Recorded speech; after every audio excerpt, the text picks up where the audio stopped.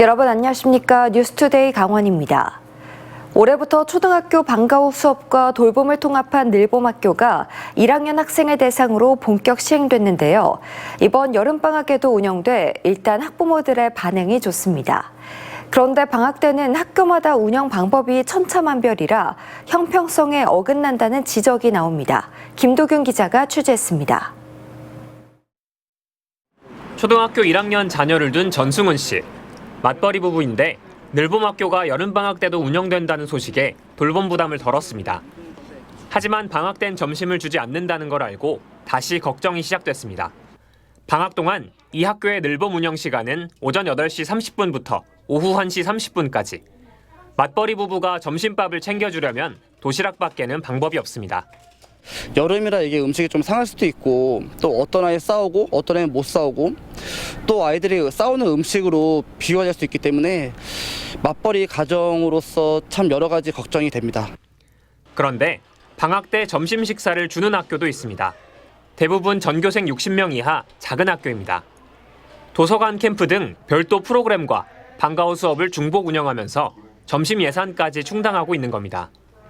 하지만 방학 중 늘봄학교는 기본적으로 점심 식사를 제공할 의무가 없습니다.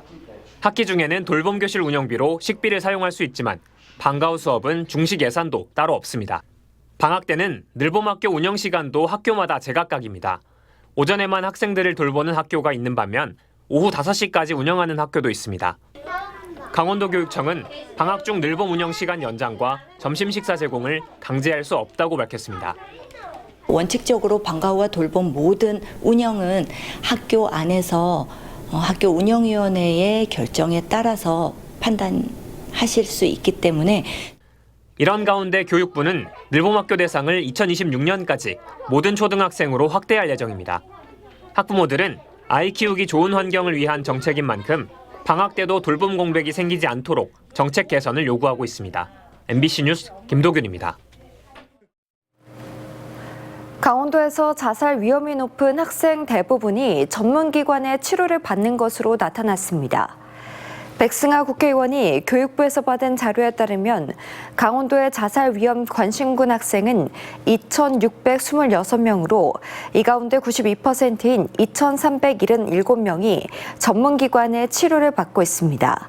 이는 전국 평균인 81.9%보다 높은 수치입니다.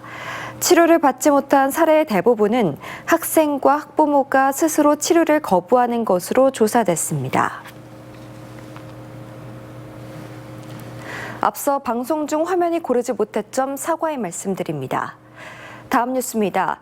영월의 하늘과 땅 역사와 문화를 기록하고 이를 작품화한 전시가 열리고 있습니다. 일반적인 전시는 작가들의 작품을 가져와 설치하기만 하는 경우가 많은데요. 이번 전시는 작가들이 지역에 머물며 영어를 공부하고 거기서 얻은 영감을 작품에 투영했습니다. 이병선 기자가 다녀왔습니다. 돌로 깎은 나한상을 그대로 빼다 박은 듯 인자한 얼굴을 캔버스에 새겨놓았습니다. 푸근하게 웃는 얼굴, 노하거나 괴로운 얼굴까지 인간의 희로애락이 여러 폭의 그림으로 남았습니다. 창녕사에서 출토된 317개의 나한상, 그중에도 머리만 나온 나한상 118개를 모아 그린 작품입니다. 각자의 그 하나의 모습들이 우리 삶의 애환이라든가 슬픔이라든가 경무한다든가 웃는 모습들이 저한테 가슴 깊게 다가왔습니다. 영월 주천의 술샘 설화를 바탕으로 석탄을 유령바위라는 이름에 빗대 끝없이 물질을 추구하는 시대를 화면이라는 화폭에 담았습니다. 송주형 작가는 회화의 음악을 접목해 처연한 역설을 담습니다.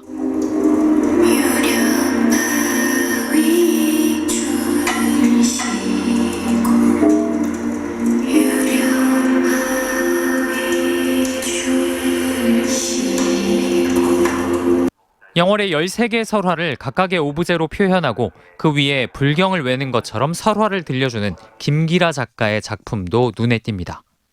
물 속에 들어가 보니 전날 절에서 본 우부처 같은 불상이 있었다. 그것은 바로 불상성산을 한 종류선이었다. 영월의 자연, 역사와 문화를 재해석하고 나아가 나와 세계의 관계를 조망하는 기획전시 영월기행 안녕 하늘 땅 우리입니다. 영월역 앞에서 오랜 시간 여관이었다가 한때 장의사가 됐다가 지금은 문화도시의 중심 역할을 하는 진달래장에서 국내외 15팀의 작가가 36점의 설치미술과 회화 등을 펼쳤습니다. 일반적인 전시 장소가 아니다 보니 작가들도 지난 3월부터 영월에 지내면서 지역을 공부했고 미로처럼 공간이 얽혀있는 진달래장의 특수성을 활용해 전시의 완성도를 높였습니다. 굉장히 새로운 또 영어를 다르게 볼 수 있는 방법으로 좀 접근하실 수 있지 않을까라는 생각도 들고요. 그러면서 우리 영월에도 이런 이야기들이 있었구나 하는 내용들도 많이 좀 얻어가실 수 있으실 것 같습니다. 이번 전시는 다음 달 28일까지 영월 진달래장 일원에서 계속됩니다. MBC 뉴스 이병선입니다.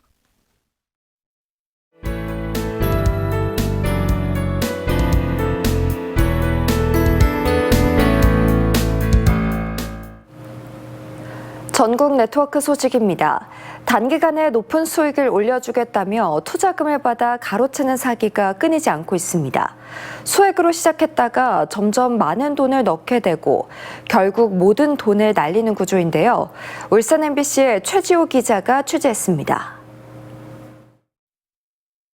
회원제로 운영되는 한 사설 투자 사이트. 단기간에 20% 넘게 오른 주식들이 보입니다.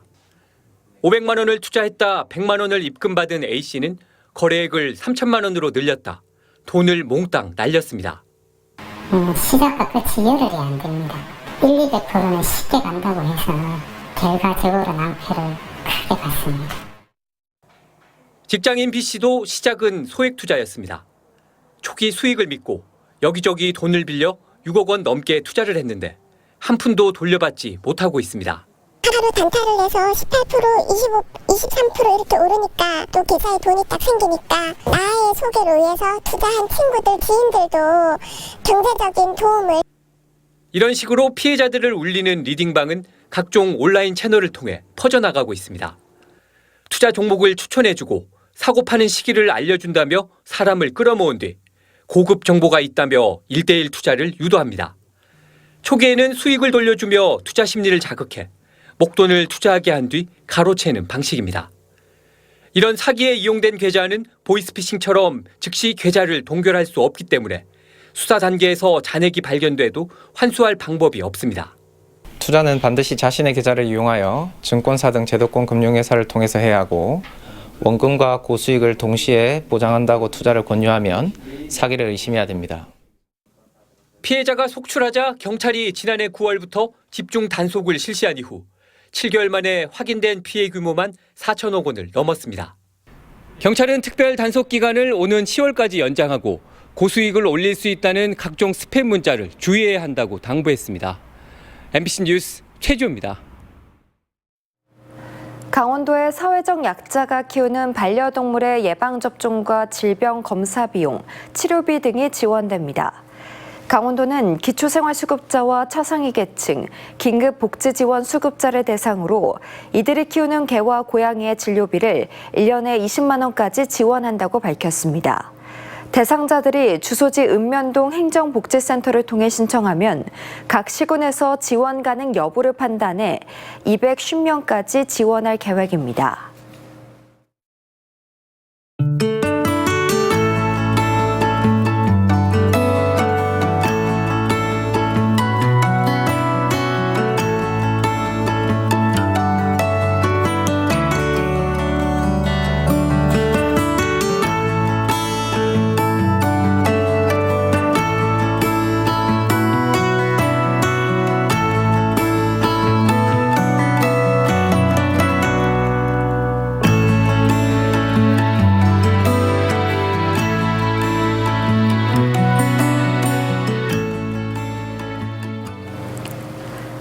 강원 평화경제연구소가 캠프페이지 개발과 관련해 춘천시 의회에서 반대 입장을 내야 한다고 촉구했습니다. 연구소는 시의회 해당 상임위가 캠프페이지 개발 비용 융자에 대한 대책 부족과 주거용지 용도 변경 부적절, 사전 행정 절차 미비 등을 이유로 반대 입장을 채택했다며 오늘 열리는 시의회 본회의에서도 만장일치로 반대해야 한다고 밝혔습니다. 또 캠프페이지 개발 방향을 소수의 의견으로만 정할 수는 없다며 많은 춘천 시민이 참여하는 대토론회를 열어야 한다고 주장했습니다. 학교법인 경동대가 매각을 추진하던 옛 동호대 캠퍼스 일원에 대한 개발 행위허가 제한 지역 지정이 완료됐습니다. 속초시는 지난 21일에 열린 도시계획위원회 심의에서 옛 동호대학교 부지 일원 29만여 제곱미터를 개발 행위허가 제한 지역 지정하는 안이 원안 가결됐다고 밝혔습니다. 이에 따라 지정 고시일로부터 3년간 개발 행위가 제한되며 필요시 관련법에 따라 2년간 추가 연장을 할 수 있다고 설명했습니다. 평창의 개촌마을을 클래식 예술마을로 조성하는 사업이 국토부 공모에 선정되면서 앞으로 3년 동안 50억 원의 국비를 지원받게 됐습니다. 평창구는 한국예술종합학교와 함께 국비 포함 110억 원을 투입해 클래식 축제 콘텐츠를 확대하고 클래식 아카데미가 열리는 복합 문화공간을 조성할 계획입니다. 이번 국토부 공모 사업은 지자체가 전문성을 갖춘 민간기업이나 단체와 지역 맞춤 사업을 함께 계획하고 추진하는 사업입니다. 강원FC가 지난 22일에 열린 강릉 홈 개막전에서 김천 상무에 2대3으로 패했습니다. 하나리그 K리그 1 18라운드 경기에서 강원은 전반전에 선취골 등 2골을 넣었지만 이후 김천 상무에 동점골과 역전골을 허용하며 졌습니다. 한편 올해 첫 리그가 경기가 열린 강릉 종합운동장에는 역대 가장 많은 11,500여 명이 모여 강원FC를 응원했습니다. 이번 경기 패배로 강원은 현재 9승 3무 5패를 기록하며 김천, 울산 등과 함께 선두권 경쟁을 벌이고 있습니다. 오는 26일까지 일명 돌삼치로 불리는 쥐노래미 종자 10만 마리가 속초와 고성, 양양 앞바다에 방류됩니다. 강원도 한해성 수산자원센터는 오늘 오후 양양 남해 1리를 시작으로 25일 오후 속초 외홍치 앞바다, 26일 오전 고성의 무남 1, 2 앞바다에 자체 생산한 쥐노래미 종자를 각각 3만 3천여 마리씩 모두 10만 마리를 방류한다고 밝혔습니다. 이번에 방류하는 쥐노래미 종자는 지난해 12월 동해안 연안에서 포획한 자연산 어미를 인공 수정한 뒤 반년 동안 5cm 이상의 크기로 키웠습니다. 춘천의 대표 공연 예술축제인 2024 춘천 연극제가 오는 28일 개막됩니다. 봄내 극장을 중심으로 진행되는 이번 춘천 연극제에서는 뮤지컬 우리가 사랑했던 그날이 개막 초청 공연으로 이틀 동안 펼쳐집니다.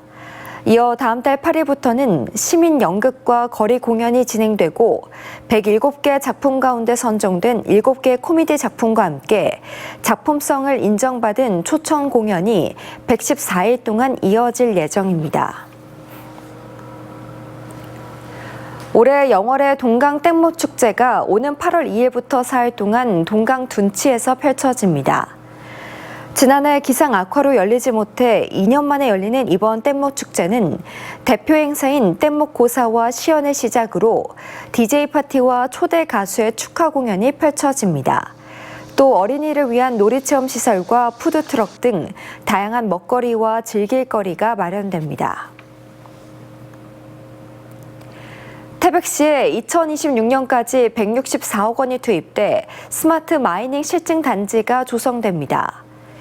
이철규 국회의원은 태백 황지동에 한국광해광업공단 강원지사 석탄회관에 이노베이션 센터와 교육센터를 구축하고 장성광업소 제2수갱에서 실증 사업을 진행한다고 밝혔습니다. 스마트 마이닝은 정보통신 기술을 활용해 원격지에서 실시간 위치를 파악하고 조업 상황과 위의 요소를 모니터링, 제어하는 시스템으로 장성광업소 제2수갱 등 기존의 광업 인프라를 활용합니다. 이상으로 뉴스를 마칩니다. 시청해주신 여러분 고맙습니다.